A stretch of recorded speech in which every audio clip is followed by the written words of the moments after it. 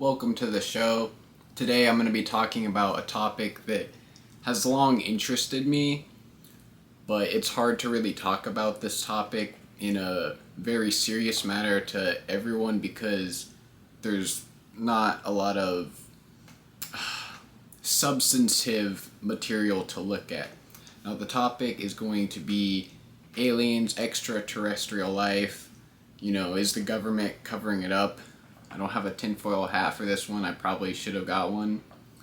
But there's been a lot of talk about aliens, and there's this David Grusch testimony going on where he's testifying under oath that he's aware of these programs, that they have extraterrestrial craft and technology and even biological bodies.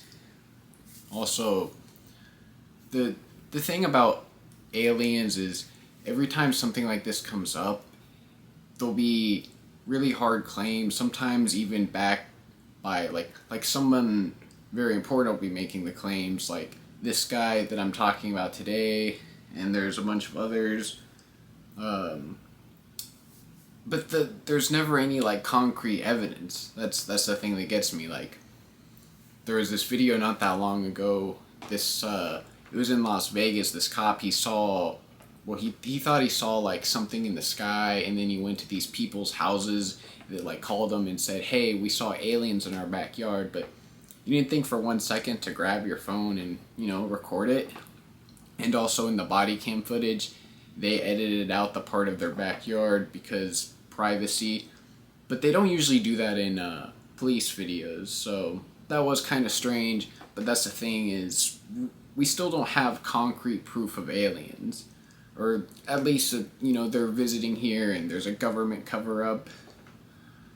I'm getting off topic. Let's get into this guy I'm talking about. So David Grusch, a little bit of background about him. He was in the United States Air Force. He did combat stuff in Afghanistan. He's a former intelligence officer, so he's got quite the background. Also from 2019 to 21, he was a representative for the Unidentified Aerial Phenomenon Task Force. I'm not entirely sure what that is. I briefly researched it, but I'm not super versed on all of these things. But from what I've been able to find out about this guy so far, is he has a pretty solid background. But the claims he makes are pretty wild, so we're going to get into those. So the claims that he's making is that while on the task force, he claims that he became aware of secret programs inside our government, which the purpose of them is to recover alien crafts and alien technologies, and what they do is they do research on them because they want to figure out how to reverse engineer them. So this is some shit out of a movie, but that's what he's claiming. He also claims that the U.S. government currently has possession of alien crafts, alien bodies. So I can definitely buy the first one, that we have programs that are in place for, if we find alien crafts. That doesn't necessarily mean that we have, but I can totally believe that the government would have some sort of protocol or program for if we do come across this sort of thing. That I can totally believe. Now the Pentagon, the spokesperson for the Pentagon, they denied all this. Of course, if this is classified information we're talking about, of course they're going to deny it. They're not just going to say, "Hey, we've got aliens, come raid Area 51.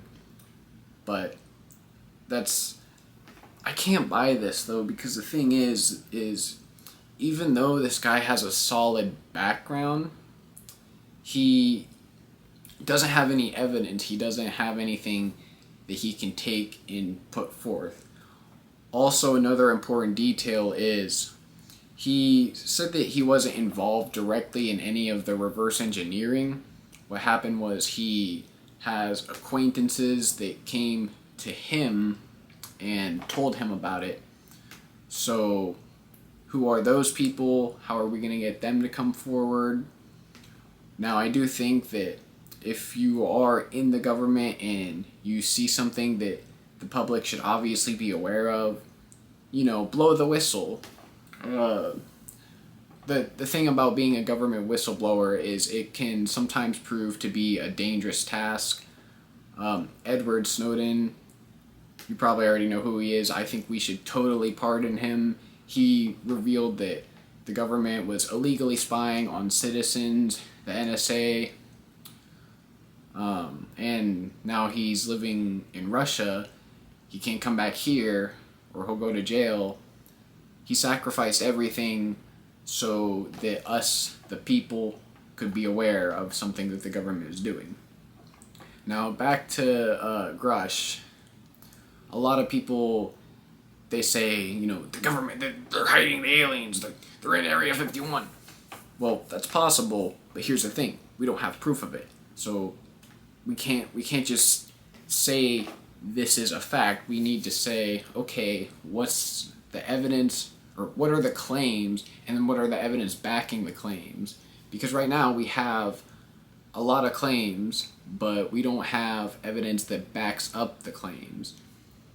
Now, I'm going to watch more of his testimony. I still think this stuff is fascinating, even though I don't know if I can pull myself to believe that everything he's saying is true. Like I said, I need evidence. But there have been situations like this in the past where someone will make a claim about the government, someone who works in the government, and at first no one will believe them, but then later they'll be proven to be true. Bob Lazar, he's a fantastic example of this. He actually worked in Area 51, and while not all of his claims have been proven to be true, some stuff has. Like, for instance, he was talking about this element, I think it's 115 or 115, whatever. I'm probably going to bomb the name. It's called Moscovium. I don't know if I'm pronouncing that right. I might just be sounding like an idiot here. And basically, it's a radioactive research chemical that we were doing research on. And at first, the government and everyone else was denying its existence, and then later it was made public that it is a thing. So here's my thought process around all this UFO crap. I'm going to listen to it with an open mind. I want to listen to what these whistleblowers have to say instead of just, shooing them aside. But just because a government official or a former government official is claiming something is true, instead of just putting on our tinfoil hats and assuming that the aliens are here, we need to look into these claims, and we have to be patient. We have to be patient for the evidence to come forward. And then when the evidence comes forward, then yeah, we can say, look, they're right, it's true. But as for the moment, I'm going to have to play the waiting game on this. Aliens, they'll never stop fascinating me. Like, I was obsessed with the Roswell incident for a short period of time. Personally, I do think aliens are real. I think that more than likely they're real, but the thing is I don't know if I can believe that they've came down to Earth.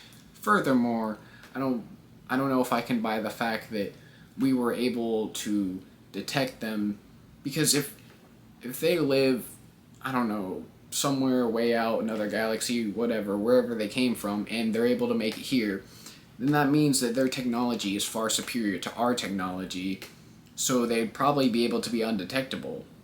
You would think, at least. Anyway, so maybe I don't know what to make of these claims, but hopefully more actual evidence can come out. Real evidence, not just claims. And then we'll be able to put on our tinfoil hats and clap them alien cheeks. But as for now, be patient. Don't say, like, they're obviously real. The pyramids were built by aliens. But try to listen to these guys with an open mind without jumping to conclusions. Thank you for watching. See you in the next one.